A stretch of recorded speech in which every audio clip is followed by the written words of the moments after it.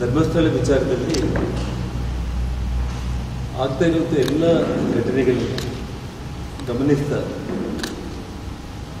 ಈ ವಿಷಯ ಇಡೀ ನಮ್ಮ ಕರ್ನಾಟಕ ರಾಜ್ಯಕ್ಕೆ ಮಾತ್ರ ಅಲ್ಲ, ಇಡೀ ದೇಶದಲ್ಲೆಲ್ಲ, ಇಡೀ ವಿಶ್ವಕ್ಕೆ ಇವತ್ತೇನು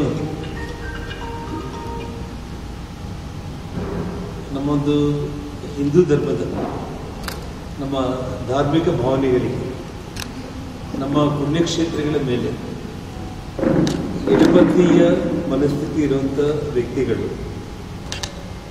ನಗರ ನಕ್ಸಲೀಯರನ್ನುವಂಥ ಒಂದು ಹಣೆಪಟ್ಟಿ ಕಟ್ಕೊಂಡಿರುವಂಥ ವ್ಯಕ್ತಿಗಳು ಇದರಲ್ಲಿ ಭಾಗಿಯಾಗಿದ್ದಾರೆ. ಇದೊಂದು ದೊಡ್ಡ ಷಡ್ಯಂತ್ರ. ಈ ಷಡ್ಯಂತ್ರದ ಒಂದು ವಿಚಾರ ಬಯಲಿಗೆ ಬರಬೇಕು ಅಂತೇಳಿ ನಾನು ಬೆಂಗಳೂರು ಮಹಾನಗರದಲ್ಲಿ ವಿಧಾನಸಭೆ ನಡೆಯುವಂಥ ಸಂದರ್ಭದಲ್ಲಿ ಮಾಧ್ಯಮ ಸ್ನೇಹಿತರಿಗೆ ನಾನಲ್ಲಿ ಒಂದು ಹೇಳಿಕೆಯನ್ನು ಕೊಟ್ಟಿದ್ದೆ. ಆ ಒಂದು ಇಂಟರ್ವ್ಯೂಗಳಲ್ಲಿ ಪ್ರಮುಖವಾಗಿ ಏನೊಬ್ಬ ಬಳ್ಳಾರಿ ಮೂಲದ ಒಬ್ಬ ಅನ್ಯಮತೀಯ ಸಮೀರ್ ಅನ್ನುವಂಥ ಒಬ್ಬ ವ್ಯಕ್ತಿ, ಒಬ್ಬ ಯುವಕ ಒಂದು ಯೂಟ್ಯೂಬ್ನಲ್ಲಿ ಸೌಜನ್ಯ ಪ್ರಕರಣವನ್ನು ಮಾತಾಡೋದ್ರಿಂದ ಹಿಡಿದು ಇಡೀ ಮಿಲಿಯನ್ಸ್ ಆಫ್ ವ್ಯೂಸ್ ಹೋಯಿತು ಅಂತ ಹೇಳಿ ಅದನ್ನು ನೆಪ ಇಟ್ಕೊಂಡ್ಬಿಟ್ಟು ಒಬ್ಬ ಯೂಟ್ಯೂಬರ್ಗೆ ಇನ್ನೊಂದು ಇಬ್ಬರು ಮೂವರು ಸಪೋರ್ಟ್ ಮಾಡುವಂಥದ್ದು. ಆನಂತರ ಈ ಫೇಸ್ಬುಕ್ಗಳಲ್ಲಿ ಮತ್ತು ಯೂಟ್ಯೂಬ್ಗಳಲ್ಲಿ ಒಂದು ದೊಡ್ಡ ಮಟ್ಟದಲ್ಲಿ ಧರ್ಮಸ್ಥಳಕ್ಕೆ ಅಪಖ್ಯಾತಿ ತಗೊಂಡು ಬಂದು ಧರ್ಮಸ್ಥಳಕ್ಕೆ ಹೋಗಿ ಬರುವಂಥ ಭಕ್ತರಿಗೆ ಒಂದು ಭಯದ ವಾತಾವರಣ ಸೃಷ್ಟಿ ಮಾಡಬೇಕಂತೇಳಿ ಏನು ಪ್ರಯತ್ನ ಮಾಡಿದರು. ಆ ಒಂದು ವಿಚಾರದಲ್ಲಿ ಇವತ್ತೇನು ಯೂಟ್ಯೂಬರ್ಸು ಮಾಡಿರುವಂಥ ಒಂದು ಅಪಪ್ರಚಾರ, ಆ ಸುಳ್ಳನ್ನು ನಿಜ ಮಾಡ್ಕೊಳ್ಳೋದಕ್ಕೆ ಪ್ರಯತ್ನ ಮಾಡಿ ಒಬ್ಬ ಮುಸ್ಲಿದಾರಿ ಒಬ್ಬ ಚಿನ್ನಯ್ಯ ಅನ್ನೊಬ್ಬ ವ್ಯಕ್ತಿಯನ್ನು ಕರ್ಕೊಂಡು ಬಂದು, ಒಬ್ಬ ಸುಜಾತ ಭಟ್ ಅನ್ನುವಂಥ ಒಬ್ಬ ಹೆಣ್ಮಗಳನ್ನು ಕರ್ಕೊಂಡು ಬಂದು ನಾಟಕಗಳನ್ನು ಮಾಡಿ ಧರ್ಮಸ್ಥಳದ ಬಗ್ಗೆ ಏನು ಅಪಪ್ರಚಾರ ಮಾಡೋದಕ್ಕೆ ಅವ್ರು ಹೊರಟಿದ್ರು. ಇವತ್ತು ಎಲ್ಲ ನಮ್ಮ ಮಾಧ್ಯಮ ಸ್ನೇಹಿತರುಗಳ ಮೂಲಕ SIT ಮೂಲಕ ಇದೆಲ್ಲವೂ ಕೂಡ ಷಡ್ಯಂತ್ರ ಅನ್ನುವಂಥದ್ದು ವಿಚಾರ ಅವತ್ತು ನಾನೇನು ಹೇಳಿದೆ ಅದು ಇವತ್ತು ಹೊರಗಡೆ ಬಂದಿದೆ.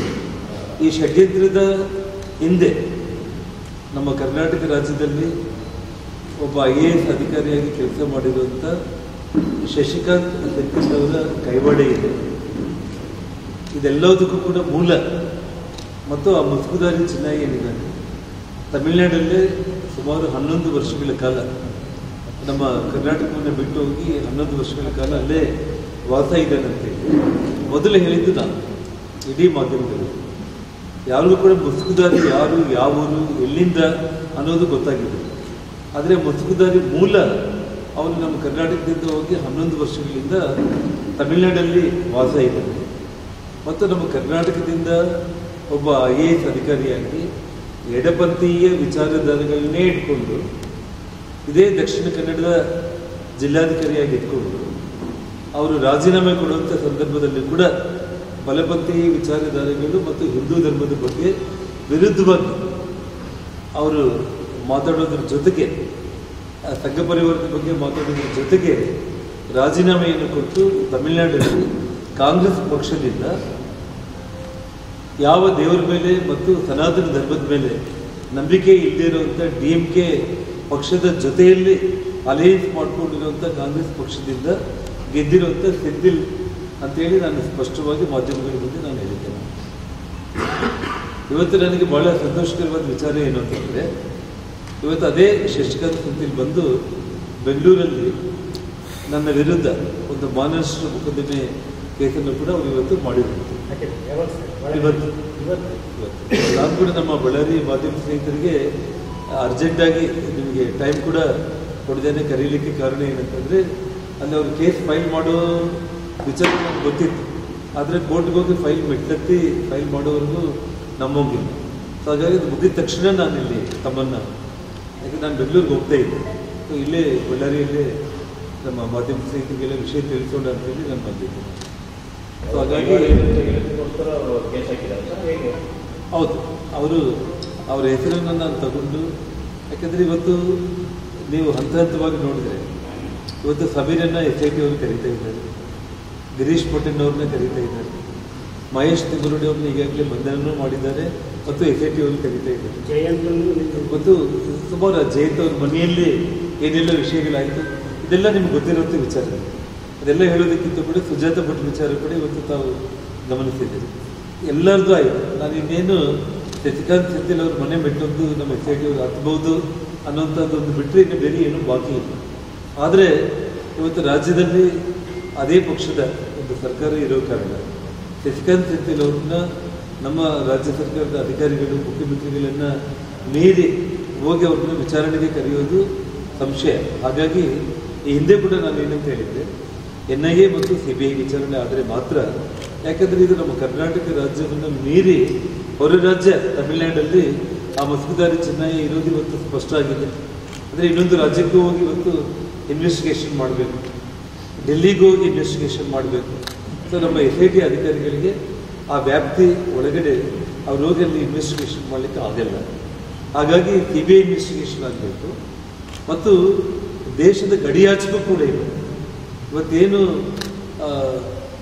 ಅಪಪ್ರಚಾರ ಇವತ್ತು ನಮ್ಮ ಹಿಂದೂ ಧರ್ಮದ ಧಾರ್ಮಿಕ ಭಾವನೆಗಳಿಗೆ ಪುಣ್ಯಕ್ಷೇತ್ರಗಳ ಮೇಲೆ ದಾಳಿ ಮಾಡೋದಕ್ಕೆ ಇವತ್ತು ಯೂಟ್ಯೂಬರ್ಸ್ನ ಸೋಷಿಯಲ್ ಮೀಡಿಯಾನ ಬಳಸ್ಕೊಂಡು ಇವತ್ತು ಮಾಡ್ತಾ ಇದ್ದಾರೆ. ಇವರೆಲ್ಲರಿಗೂ ಕೂಡ ಹಣ ಎಲ್ಲಿಂದ ಬಂತು ಅಂತಂದರೆ, ಈಗಾಗಲೇ ಇಡಿಯಿಂದ ಕೇಸನ್ನು ನಮೂದಿಸಿಕೊಂಡ್ಬಿಟ್ಟು ವಿಚಾರಣೆಗೆ ನೋಟಿಸ್ಗಳನ್ನ ಕೊಡೋದು ಪ್ರಾರಂಭ ಆಗಿದೆ.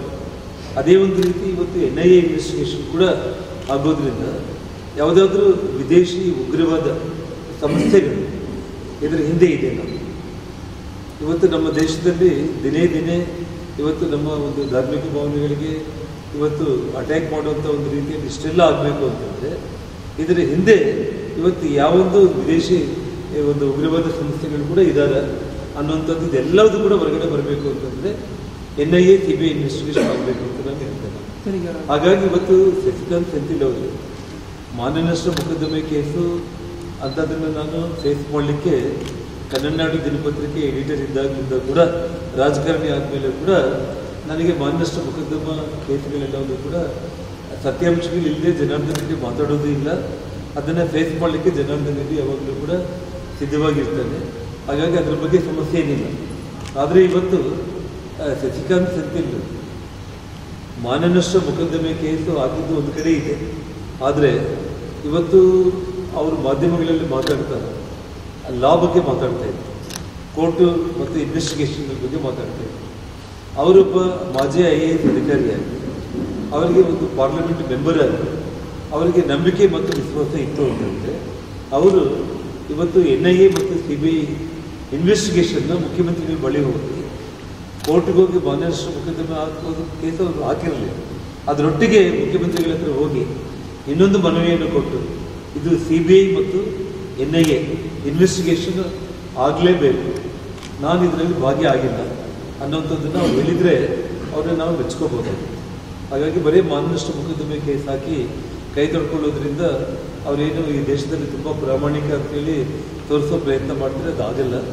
ಅವರೇನು ಹಿಂದೆ ರಾಯಚೂರು ದಕ್ಷಿಣ ಕನ್ನಡದಲ್ಲಿ ಕೆಲಸ ಮಾಡುವಂಥ ಸಂದರ್ಭದಲ್ಲಿ ಇವತ್ತು ದಕ್ಷಿಣ ಕನ್ನಡದ DC ಆಗಿ ಇದ್ಕೊಂಡ್ಬಿಟ್ಟು ಧರ್ಮಸ್ಥಳದ ಪುಣ್ಯಕ್ಷೇತ್ರಕ್ಕೆ ಲಕ್ಷಾಂತರ ಭಕ್ತಾದಿಗಳು ಇಡೀ ವಿಶ್ವದಿಂದ ಏನು ಬರ್ತಾ ಇದ್ದಂಥ ಕನ್ನಡ ನೋಡಿ, ಜೊತೆಗೆ ಇಡೀ ದಕ್ಷಿಣ ಕನ್ನಡ, ಉಡುಪಿ ಮತ್ತು ಕಾರವಾರ ಈ ಭಾಗದಲ್ಲಿ ಇವತ್ತಿಗೂ ಕೂಡ 25ರಲ್ಲಿ 23 BJP ಶಾಸಕರೇ ಗೆದ್ದಿರುವಂಥ ಒಂದು ಆ ಭಾಗದಲ್ಲಿ BJPಗೆ ಹೊಡೆತ ಬೀಳುವಂಥ ಒಂದು ರೀತಿಯಲ್ಲಿ ಇವತ್ತು ಬಲಪಂಥಿ ವಿಚಾರ ನಾನು ಎದುರಿಸಿ ನಾನು ರಾಜೀನಾಮೆ ಕೊಟ್ಟಿದ್ದೇನೆ ಅಂತೇಳಿ ಇವತ್ತು ಮಾಧ್ಯಮಗಳಲ್ಲಿ ಅವ್ರು ಹೇಳ್ತಾ ಇದ್ದಾರೆ. ಅಂತಂದರೆ ಅವ್ರ ಉದ್ದೇಶ ರಾಜಕೀಯ ಅನ್ನೋದೇ ಬಿಟ್ಟರೆ ಜನಗಳಲ್ಲಿ ಸಾಮರಸ್ಯ ಮತ್ತು ಒಳ್ಳೆಯ ಬದುಕನ್ನು ಜನರಿಗೆ ಕೊಡಬೇಕು ಅನ್ನುವಂಥ ಉದ್ದೇಶದಿಂದ ಅವರು ರಾಜಕೀಯಕ್ಕೆ ಬಂದಿಲ್ಲ, ಸಮಾಜವನ್ನು ಒಡೆಯೋದಕ್ಕೆ ಅವರು ಬಂದಿದ್ದಾರೆ ಅನ್ನೋದಂತೂ ಇವತ್ತು ಮಾಧ್ಯಮಗಳಲ್ಲಿ ಮಾತಾಡೋದ್ರಲ್ಲಿ ಕೂಡ ಅರ್ಥ ಆಗಿರುತ್ತೆ. ಬಳ್ಳಾರಿಯ ನಿರಂತರ ಸುದ್ದಿಗಾಗಿ ಬಳ್ಳಾರಿ ಬೆಳಗಾಯಿತು ಚಾನೆಲ್ನ ಸಬ್ಸ್ಕ್ರೈಬ್ ಮಾಡಿ ಹಾಗೂ ಬೆಲ್ ಐಕಾನ್ ಒತ್ತಿ.